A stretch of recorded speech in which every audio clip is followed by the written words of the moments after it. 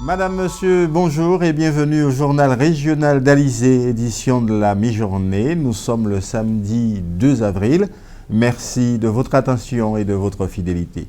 Dans notre actualité, la journée nationale du réserviste qui se déroule cette année et aujourd'hui donc dans le contexte de l'annonce du président de la République de doubler presque leur nombre en raison bien sûr des menaces terroristes qui pèsent désormais sur la France.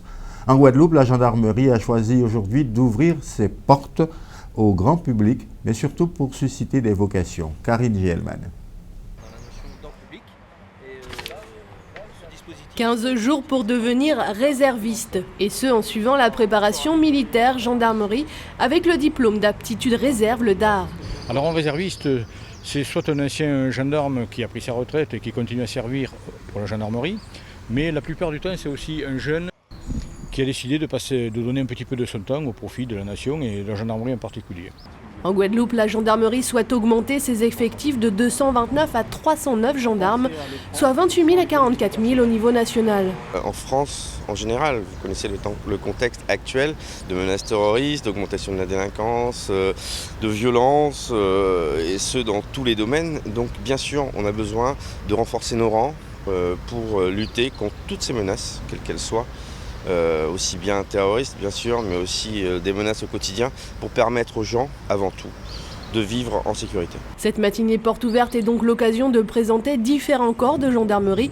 Tout d'abord, la gendarmerie mobile. Chaque militaire, chaque gendarme mobile a une dotation individuelle qui lui est fournie. Il en a à la charge, il doit s'en occuper bien entendu. Il doit veiller à l'entretien de son matériel. Ensuite, présentation de différents moyens pour contenir la foule, la reconstitution de scènes de crime, les plongeurs. La gendarmerie, c'est en effet plusieurs corps de métier. La gendarmerie est un très beau métier. La gendarmerie est un métier qui offre la possibilité de faire 1000 métiers au sein d'une même institution. Donc les jeunes sont intéressés, les jeunes sont curieux. Après, il reste encore quelques frontières, quelques barrières à franchir. Pour un insulaire, je peux en parler en connaissance de cause, le fait de quitter son département, de rejoindre la métropole peut créer quelques craintes. Le fait d'approcher, de vivre au cœur de l'action peut aussi susciter quelques questions. Et puis les évolutions de carrière, les possibilités d'avancement, les possibilités de métier au sein même de cette gendarmerie sont nombreuses et suscitent des vocations. La Guadeloupe dispose de 688 gendarmes et de 248 renforts ponctuels. À l'issue de cette présentation, la gendarmerie espère sensibiliser une dizaine de nouveaux réservistes. Santé maintenant, la décision de la ministre Marisol Touraine de rendre gratuits tous les actes liés à l'interruption volontaire de grossesse, l'IVG, est entrée en vigueur hier. Une décision qui n'est pas banale dans notre pays où quelques 5000 IVG sont pratiquées par an et concerne essentiellement de très jeunes femmes, des mineurs parfois en grande difficulté sociale et financière. Explication Marion Bortier. Au planning familial de la maternité consciente de Pointe-à-Pitre, les jeunes femmes arrivent souvent en situation de détresse.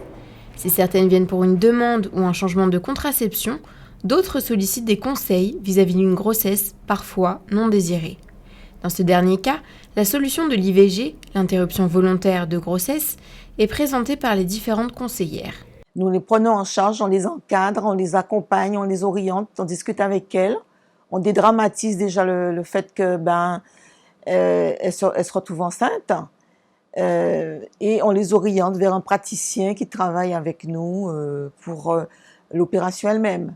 L'IVG médicamenteuse peut être pratiquée avant 5 semaines de grossesse. Quant à l'opération chirurgicale, elle peut être réalisée jusqu'à 12 semaines.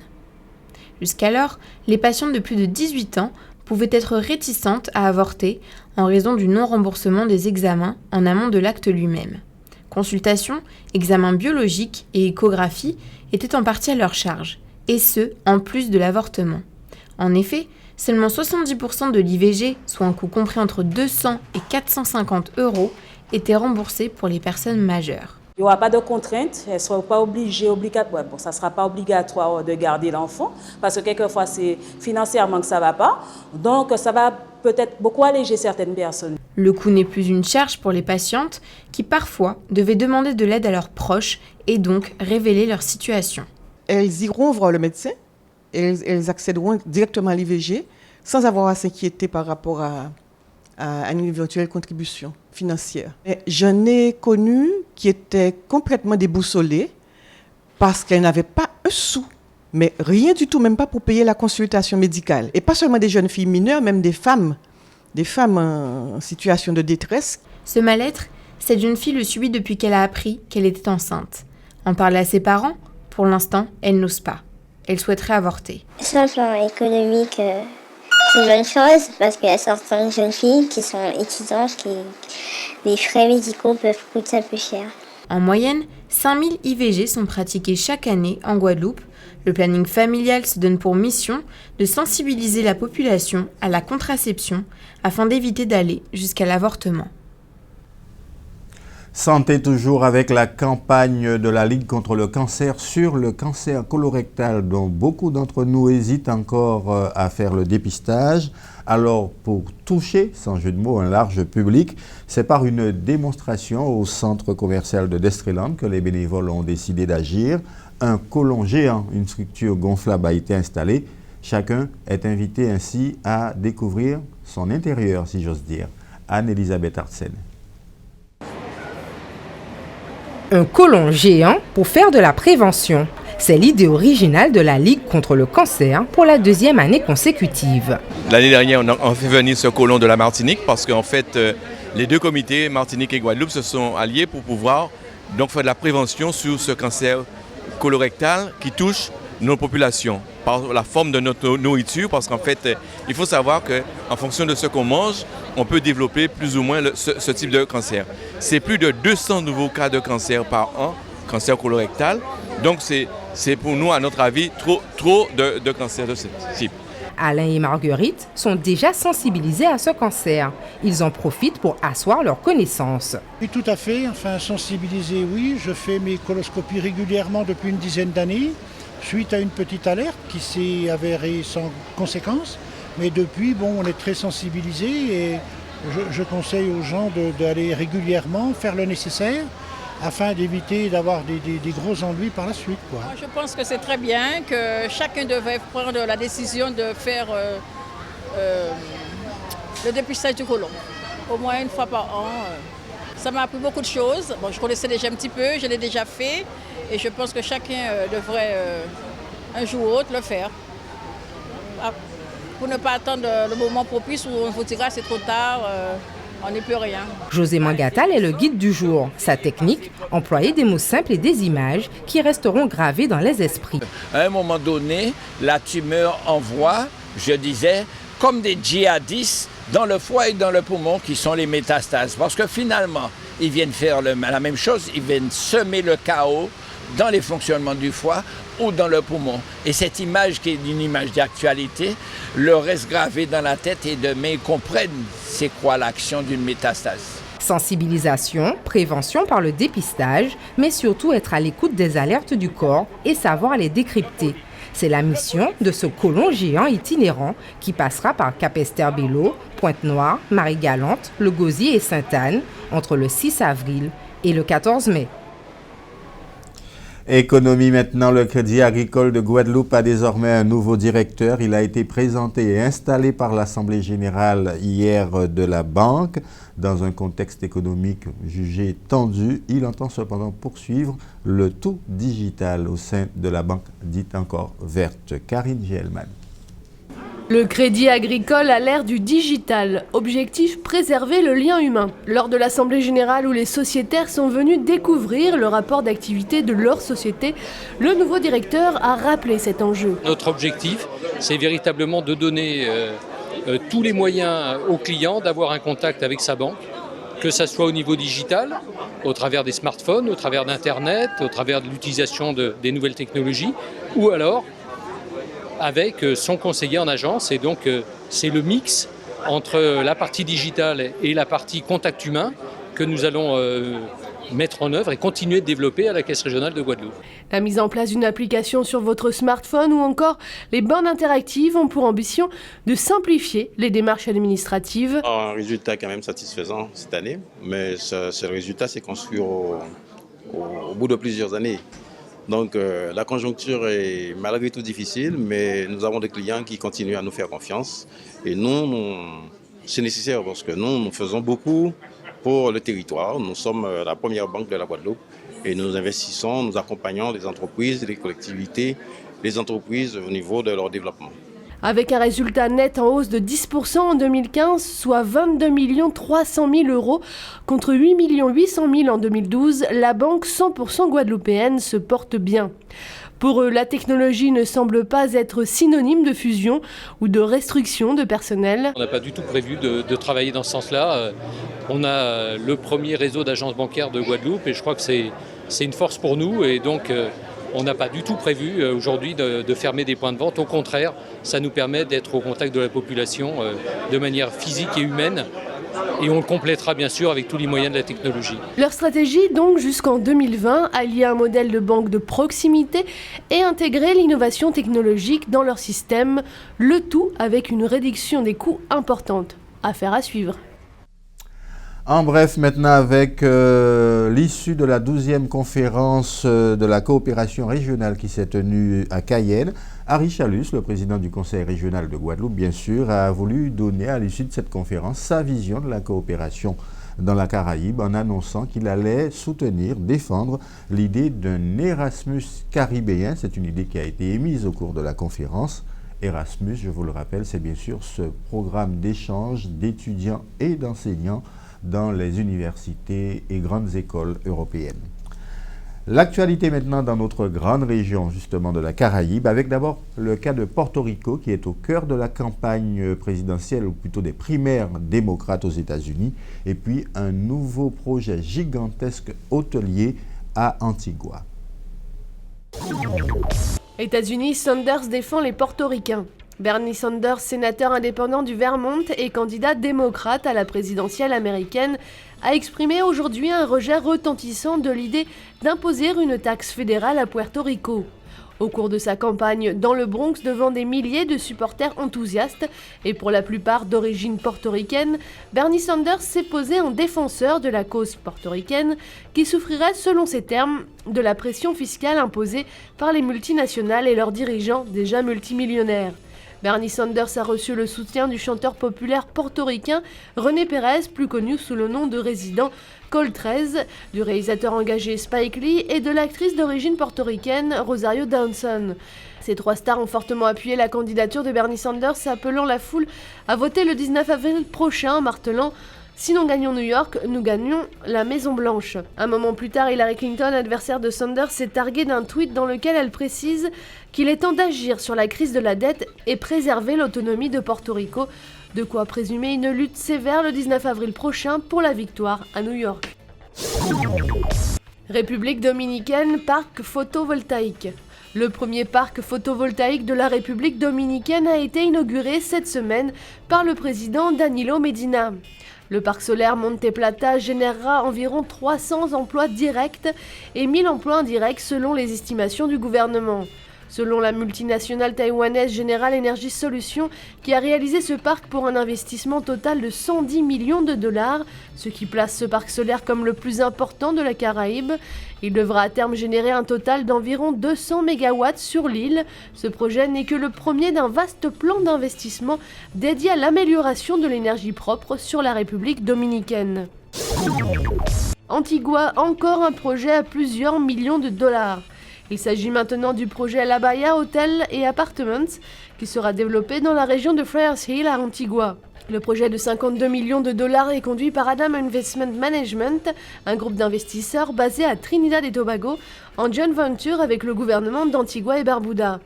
L'AIA Hotel comprendra 122 chambres en hôtel, en condominium de luxe et plusieurs suites de luxe avec balcon, des restaurants, une salle de fitness, des cours de tennis, des magasins, une piscine olympique et rien de moins qu'une salle de conférence de plus de 7000 m². Une telle salle permettra de positionner la destination Antigua et Barbuda comme une destination d'affaires, événementielle et de conférences de niveau international. La propriété est construite sur 4 hectares qui appartenaient auparavant à la compagnie pétrolière West Indies et acquise par le gouvernement en novembre 2015. Le Premier ministre Gaston Brown a rappelé la nécessité du positionnement très haut de gamme de la destination Antigua et Barbuda et de lancer des perspectives d'investissement dans les hôtels, logements et équipements industriels de haute qualité. C'est le plan national d'Antigua pour le XXIe siècle. On en vient à notre page des sports avec l'Open de tennis de Guadeloupe qui débute cet après-midi avec le tournoi qualificatif. L'édition 2016 nous offre un plateau de jeunes pas encore bien connus du grand public, pas encore dans les hauteurs du classement mondial, mais certains ne tarderont pas à y être car ce sont de jeunes prodiges appelés à de grandes carrières, comme nous l'explique Éric Pommier. Le Guadeloupéen Émeric Calvin, blessé donc forfait pour l'Open International 2016. Le représentant couleur locale est désormais Gianni Mina, tennisman professionnel évoluant aux États-Unis. Bénéficiant d'une wildcard, autrement dit d'une invitation, Gianni Mina, pour sa 4e participation à ce tournoi Challenger, compte mieux figurer qu'aux éditions précédentes. Premier objectif, éviter de se mettre la pression sur les épaules. Je suis un peu redescendu au classement parce que voilà, j'ai eu pas mal de blessures l'année dernière, j'ai pas fait une bonne saison aussi en début d'année, donc tout ça, j'ai perdu énormément de place au classement. Alors, et ce début d'année pour moi a été un peu saccadé quoi, avec des petites blessures qui m'empêchaient de faire des tournois ou un mauvais enchaînement de tournois. Donc c'est vrai que ce tournoi-là peut m'apporter beaucoup. En fait, c'est un tournoi assez important pour moi, quoi. Donc voilà, je l'ai bien préparé, je me sens bien, mais il ne faut pas se mettre trop de pression non plus. Voilà. Certes, il y a le très attendu Taylor Fritz, l'Américain prodige, nouvelle terreur des circuits, 80e mondial. Pour l'autre affiche, le Canada a sorti elle aussi son joker, le jeune Félix Auger, seulement âgé de 15 ans, et déjà sur le circuit professionnel, peut-être joueur dans la lignée des Pospisil ou Raonic. C'est une belle opportunité pour moi de venir ici en Guadeloupe jouer un tournoi de haut niveau comme ça. C'est seulement ma 2e participation à un Challenger 100 000. Donc j'espère avoir du plaisir ici cette semaine et pouvoir profiter de l'événement. Dès cet après-midi, place aux phases qualificatives. Les meilleurs devront sortir le grand jeu, autrement dit réussir les 2 matchs obligatoires pour entrer dans le tableau final. Ils ne seront que 32 pour en découdre. Les premiers jours de compétition donneront le ton d'une 6e édition annoncée plus relevée. 100 000 $ de dotation, soit le 3e ATP Challenger mieux doté de France. De quoi attirer le gratin mondial du tennis. Dimanche, 18h au village de l'Open à Gosier. Toute cette belle famille sera réunie pour un très attendu tirage au sort. De la voile maintenant avec la 13e édition de la Transat AG2R, la mondiale, qui s'élance demain de Concarneau pour rallier bien sûr Saint-Barthélemy. C'est la seule course en double où tous les concurrents, tous les équipages sont logés à la même enseigne, à armes égales. 15 sont en lice, dont pas moins de 4 équipages guadeloupéens, et oui, sous l'égide de Guadeloupe Grand Large, notre centre de formation nautique. Alors Éric Pommier revient pour nous sur l'organisation de cette compétition au niveau guadeloupéen. Le 11 février 2016 fera date dans le cursus voile de ces 6 jeunes skippers en herbe. À l'issue de 18 mois de formation à Guadeloupe Grand Large, ils ont été présentés à la presse comme les futurs ambassadeurs de la voile guadeloupéenne. 6 jeunes, désormais toutes voiles dehors, avec aujourd'hui l'autorisation de naviguer comme des grands. À l'horizon, la Transat AG2R Concarneau-Saint-Barth. C'est une année de travail qui paye ses fruits, on va dire. On récolte un peu les graines qu'on a semées. Et dernièrement, en plus avec Kenny, juste avant les Noël, on a fait une navigation de 3 jours, à peu près 400 000. Tout s'est bien passé. On était vraiment en harmonie avec Kenny. À la fin de cette navigation, on s'est dit ce serait pas mal qu'on se fasse une petite AG2R ensemble. Le plus dur reste à faire. Depuis le début, on a le couteau entre les dents. Donc on lâche rien. Il y a encore du boulot à faire. On n'est pas encore au départ. Là. Rien n'est encore fait. Voilà. L'aventure au large fait rêver. 11 prétendants étaient sur la liste, seulement 4 places étaient à pourvoir, soit 2 équipages au total et une équipe remplaçante. C'est tout de même un équipage de plus que lors de la première promotion, celle représentée par Nicolas Thomas et Arthur Pratt. Unis dans l'aventure et partenaires de choix, la région et la SEM patrimoniale ont permis une fois de plus l'émergence d'une nouvelle cuvée. Une belle aventure, mais c'est avant tout une formation de professionnalisation de jeunes au métier de la mer et à la professionnalisation de skippers professionnels. Donc double formation et puis pour former aussi tout simplement des hommes. Je pense que c'est une belle aventure qui concourt à l'insertion professionnelle de nos jeunes, qu'il faut encourager. 3 bateaux seront donc au départ le 3 avril prochain, destination Saint-Barthélemy. Ces jeunes auront la lourde mission de se frotter à une course réputée musclée, étape incontournable dans la vie d'un marin. La difficulté, c'est que c'est une course où sont engagés des skippers de très haut niveau. On est sur le haut niveau, à la limite national, voire international. Eux, c'est leur première course, disons, de haute compétition en Figaro. Par contre, ils ont un petit peu aussi la jeunesse avec eux, cette insouciance qui peut faire des miracles. Figaro, il faut savoir que c'est une série qui est très pointue. C'est des figaristes qui naviguent toute l'année sur leur même support. Et là, vous avez une équipe de formation qui se forme depuis 18 mois et qui va prendre le départ. C'est clair et net qu'il ne faut pas s'attendre qu'ils vont donner des faveurs. Avant de jeter l'ancre pour l'édition 2016 de l'AG2R, la sélection Guadeloupe Grand Large a dû faire ses preuves à Antigua pour la Caribbean Rock, épreuve qualificative. Cyclisme avec les 6 jours du Crédit Agricole après le contre-la-montre par équipe disputé hier soir dans Pointe-à-Pitre. La deuxième manche, Port-Louis-Mornalo, longue de 119 km, a été remportée il y a tout juste une demi-heure par le Saint-Annais du VCS Luis Sablon.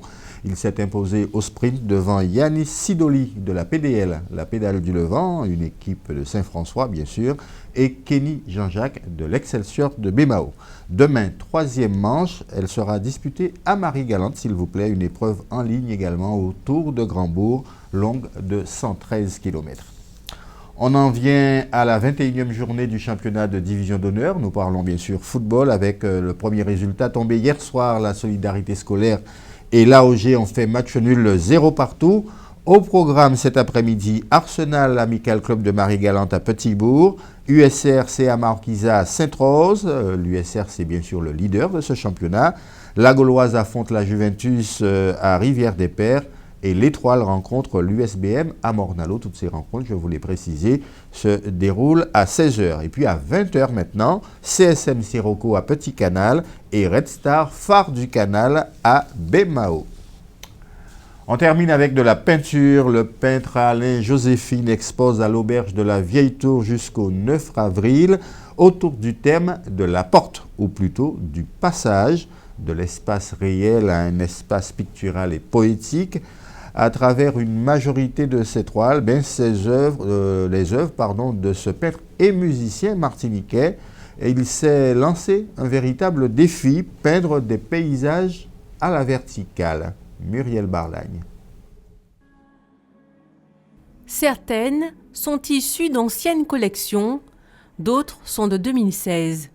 23 toiles réunies autour d'un thème, les portes. Ici, elles invitent le public à passer d'un espace réel à un espace pictural poétique. Un passage facilité par la taille de certaines de ses œuvres. 211 par 93, le format d'une véritable porte. Ce sont des espaces où je rends compte de façon sensible de la façon dont je ressens le paysage antillais, le paysage de la Guadeloupe, de la Martinique dans lequel j'ai vécu en fait. Et donc, c'est une approche essentiellement poétique, c'est un regard poétique que je pose sur les énergies qui rendent les choses visibles, c'est-à-dire l'élément aqueux, l'élément aérien, l'élément minéral, l'élément floral aussi de temps en temps. Et tout ça mélangé, c'est comme si je les prends à leur source et je m'amuse à construire des espaces avec ça, et des espaces sensibles à l'intérieur desquels, avec ce grand format, j'invite, disons, le corps du spectateur à rentrer dans l'espace pictural. Pour bon nombre de ses toiles, Alain Joséphine s'est lancé un défi, peindre des paysages à la verticale. Manière pour le poète et musicien de relancer sa créativité. Il a utilisé une technique qui lui est chère, un mélange d'acrylique et de peinture à l'huile pour tenter de reproduire l'énergie des paysages antillais tels qu'il la ressent depuis l'enfance. D'une façon générale, quand on grandit, quand on prend de l'âge, en même temps on fait une sorte de recul vis-à-vis de son enfant, de ses origines. Et je crois que ce qui nous marque étant enfant nous marque toute notre vie en fait. Et en fait ce sont des mélanges de choses dont je me souviens, parce que je ne monte plus aux arbres comme quand j'étais plus jeune. Mais je me souviens de la sensation que c'était d'être perché en haut d'un arbre et de sentir le vent, de sentir son corps dans le vent, de voir les choses, de voir la lumière différemment. Et puis il y a des moments où je me mets aussi devant la nature, je regarde, j'observe, j'essaie de comprendre comment les choses se rendent visibles. Et après, une fois arrivé dans l'atelier, je re-questionne tout ça avec la peinture. Le style du peintre, le non figuratif, mais aussi l'absence de titre, laisse chacun libre de projeter son imaginaire sur les toiles. Une exposition à découvrir à l'auberge de la Vieille Tour à Gosier jusqu'au 9 avril. Dans un instant, le journal de TF1 qui sera suivi des magazines Reportages et Grands Reportages. Il y sera question du travail au noir. Et puis, notre chaîne vous propose désormais 3 nouveaux rendez-vous régionaux. 15h55, notez bien, Caraïbes Hebdo, 16h20, Focus. Ce sont 2 rendez-vous consacrés à l'actualité de notre grande région de la Caraïbe que nous traitons quotidiennement ici. Et puis, 16h55, un rendez-vous musical Tropical Groove, un rendez-vous proposé par Jimmy Sapoti. L'information, c'est bien sûr sur notre site également, alizé.com. Je vous donne quant à moi rendez-vous à 19h pour notre prochain journal régional. Je crois que j'ai oublié la météo puisque vous y tenez le temps qu'il fera d'abord cet après-midi. Un temps encore mi-figue, mi-raisin. Je pense que vous allez voir la carte. Un ciel nuageux et de la pluie sur tout notre archipel, sur tout le pourtour de la Grande Terre, sur les sommets de la Basse Terre, les Mamelles ou encore la Soufrière. Et sur toutes les îles, les températures seront comprises entre 25 et 28 degrés. Alors, je vous le rappelle donc, 3 rendez-vous avec Alizé, 15h55 Caraïbes Hebdo, 16h20 Focus, et puis notre rendez-vous musical Tropical Groove, 16h55, un rendez-vous qui vous est fixé par Jimmy Sapoti. Excellent après-midi sur Alizé, rendez-vous 19h.